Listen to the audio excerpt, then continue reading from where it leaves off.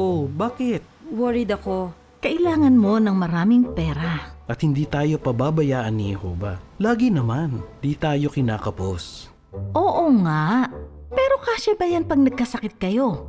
Ayaw kaming tigilan ng biyanan ko. Gusto niyang umasenso kami. At pwede akong pumasok sa kumpanya ni Uncle. Baka ito na ang sagot sa panalangin natin. Paanong pioneering mo? O bakit? Kaya kong pagsabayin yun. Gloria, natutuwa ako sa iyo. Talagang pinagbubuti mo ang trabaho mo sa kumpanya ko. Dapat mong ilagay sa lugar ang relihiyon mo. Wala na tayong family worship, pag-aaral, paglilingkod. Di na nga tayo nananalangin magkasama sa sobrang busy o sa sobrang hiya natin.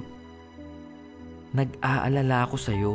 At ang tekstong palagi mong sinasabi sa akin, yung Mateo 6:24, di pwedeng magpaalipin sa Diyos at sa kayamanan.